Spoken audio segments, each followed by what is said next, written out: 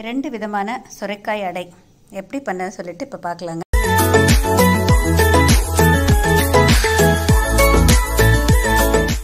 Hi friends, welcome to Mallika Padnath வீட்டு சமையல்.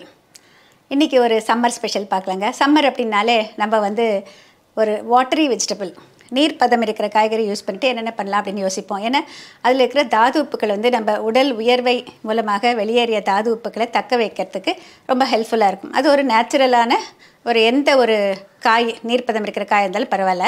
இப்போ நம்ம பார்க்க போகிறது 2 விதமான சுரைக்காய் அடை. சுரைக்காய் யூஸ் பண்ணிவிட்டு ஒரு கோதுமை மாவை யூஸ் பண்ணிவிட்டு ஒரு அடை பண்ண போகிறோம் இன்ஸ்டண்ட்டாக. இன்னொன்று ஊற வச்சு அரைச்சிட்டு சுரைக்காய் சேர்த்து கலந்து பண்ணுற மாதிரி ஒரு அடை. ரெண்டும் எப்படி பண்ண சொல்லிட்டு பார்க்கலாம். இதுக்கு தேவையான இன்க்ரீடியன்ஸ் எல்லாம் எடுத்து வச்சுருக்கேன் பாருங்கள். சுரைக்காய் அடை செய்கிறதுக்கு தேவையான பொருட்கள் இது முதல் ரெசிபிங்க.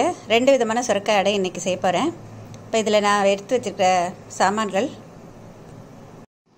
முழு கோதுமை மாவு 1 கப், அரை கப் அரிசி மாவு, 1/4 கப் கடலை மாவு, தேவையான அளவு உப்பு, மிளகாய்த்தூள், சுரைக்காய் துருவல் விரும்பும் அளவு, எண்ணெய் தேவையான அளவு. இப்போ இந்த கோதுமை மாவு யூஸ் பண்ணிட்டு பண்ணுற சுரைக்காய் அடைக்கு நம்ம கோதுமை மாவை கிண்ணத்தில் சேர்த்துக்கலாம். இதோட அரிசி மாவு,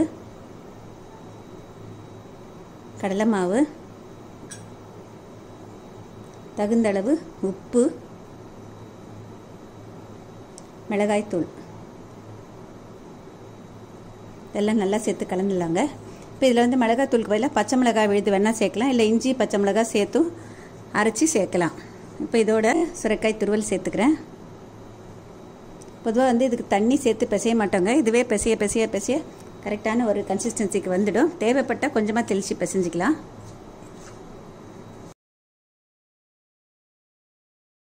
சுரைக்காயில் ஈரத்தன்மை எவ்வளோ இருக்கோ அதுக்கு தகுந்த மாதிரி தாங்க இது. இப்போ ஒருவேளை பத்தலைன்னா கொஞ்சமாக தண்ணி தெளித்து பிசைஞ்சிக்கலாம். அதிக நேரம் முதலையே பிசைஞ்சு வச்சிங்கன்னாக்க நீர்த்திடும். நான் கையில் எடுத்து தட்டுற பதத்துக்கு வேணுங்க. பாருங்கள், இன்னும் கொஞ்சம் தண்ணி தெளித்தா போதும். வெயில் நாட்களில் இந்த மாதிரி தண்ணீர் பதம் இருக்கிற காயை நம்ம நிறையா யூஸ் பண்ணுவோம்.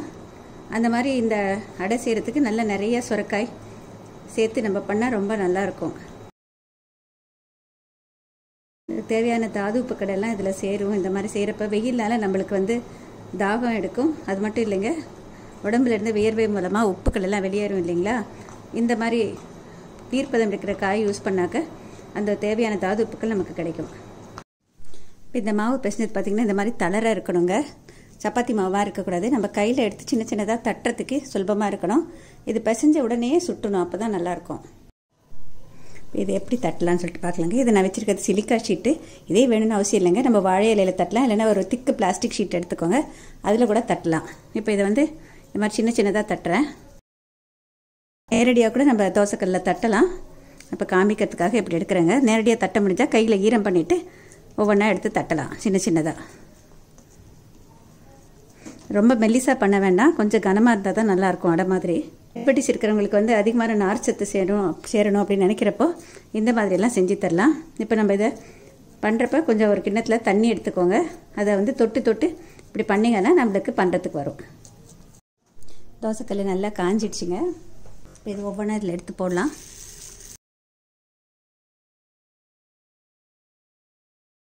கொஞ்சம் எண்ணெய் பூசிட்டா கூட நல்லா வருங்க. நமக்கு தேவையான அளவு எண்ணெய் விட்டுக்கலாம். கீழ்பாகம் செவந்துருச்சான்னு சொல்லிட்டு திருப்பி போடலாம்.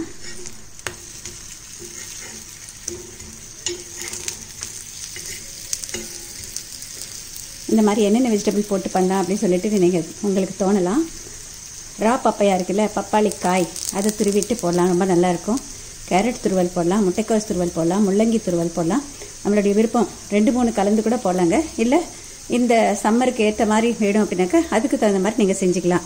இல்லை வின்டர்னாக்கா வின்டருக்கு தகுந்த மாதிரி நீங்கள் போட்டுக்கலாம் வெஜிடபிள்ஸை. இது ஒரு கடலை மாவு நான் எதுக்கு சேர்த்தேன்னா கொஞ்சம் கூடுதலாக ப்ரோட்டீன் கிடைக்கிறதுக்காக. இது பார்த்திங்கன்னா நம்ம எப்போவுமே கோதுமை மாவு அரிசி மாவு, கோதுமை மாவு எவ்வளோ போடுறோமோ அதில் அரிசி மாவு பாதி போடணும். அந்த காம்பினேஷன் போட்டிங்கன்னா கரெக்டாக இருக்கும். ஓரளவுக்கு நம்ம கிறிஸ்பாக வேணும்னா கிறிஸ்பாக எடுக்கலாம். கொஞ்சம் நேரம் நல்லா ப்ரெஸ் பண்ணி 2 பக்கமும் வேகணும். நம்ம நிறைய வெஜிடபிள் துருவல் போட்டதுனால நம்மளுக்கு ஷேப் இரெகுலராக தான் வருங்க. அவ்வளோ ரவுண்டாக வராது. வெஜிடபிள் குறைவாக போட்டிங்கன்னா உங்களுக்கு ரவுண்டாக வரலாம். ஆனால் இது நிறையா போட்டால் தான் நம்மளுக்கு நல்லது ஆரோக்கியத்துக்கு. அதனால் இந்த மாதிரி நான் கூடுதலாக போட்டிருக்கேன். என்னோடய டயபெட்டிஸ் குக் புக்கில் வந்து இதை கொடுத்துருக்கேங்க.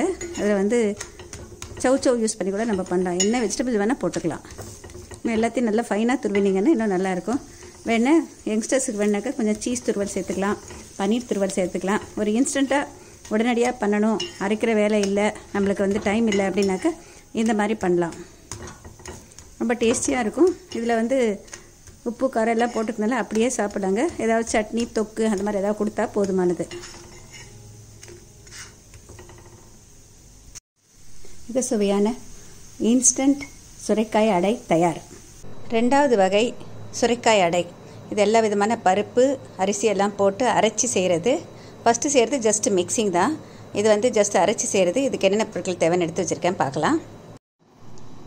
இட்லி புழுங்கலரிசி 1 அழாக்கு, 1/4 அழாக்கு துவரம் பருப்பு, 1/4 அழாக்கு கடலைப்பருப்பு, காரத்துக்கு தகுந்த மிளகாய், 10 மிளகு, 1/2 டீஸ்பூன் சீரகம், விரும்பும் அளவு பெருங்காயத்தூள், தகுந்தளவு உப்பு, துருவிய சுரைக்காய் விரும்பும் அளவு. சிறிது எண்ணெயில் கடுகு உளுத்தம்பருப்பு தாளித்து வச்சுருக்கேன், இதையும் சேர்த்துக்கலாம். சுடுவதற்கு தேவையான அளவு எண்ணெய்.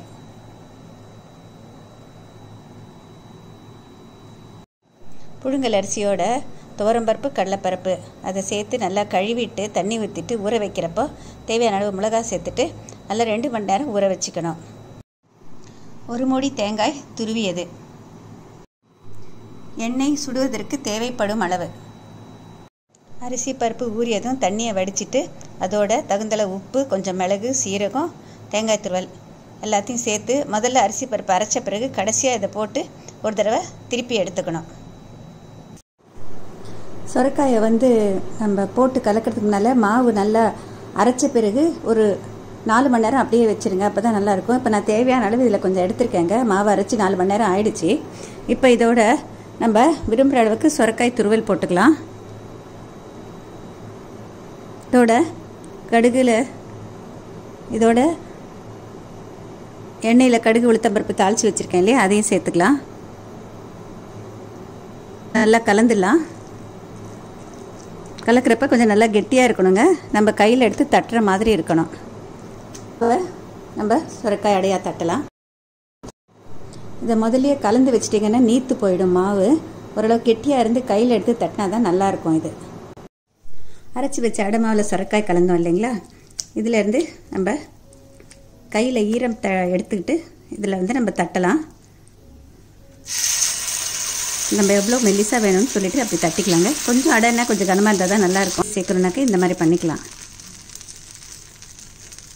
இந்த மாதிரி தட்டிய பிறகு எண்ணெய் விட்டு சுடலாம். இல்லை ஒரு சின்ன தொலை போட்டுக்கலாம். கையில் எடுத்து தட்டிய பிறகு கொஞ்சமாக நம்மளுக்கு தேவையான அளவு எண்ணெய் விட்டுக்கலாம். இப்போ கீழ்ப்பாங்க வந்ததும் திருப்பி போட்டுட்டேங்க. இந்த பக்கம் நல்லா இந்த மாதிரி சுடணும். கொஞ்சம் மிதமான தணலில் வச்சுட்டு சுட்டு எடுங்க.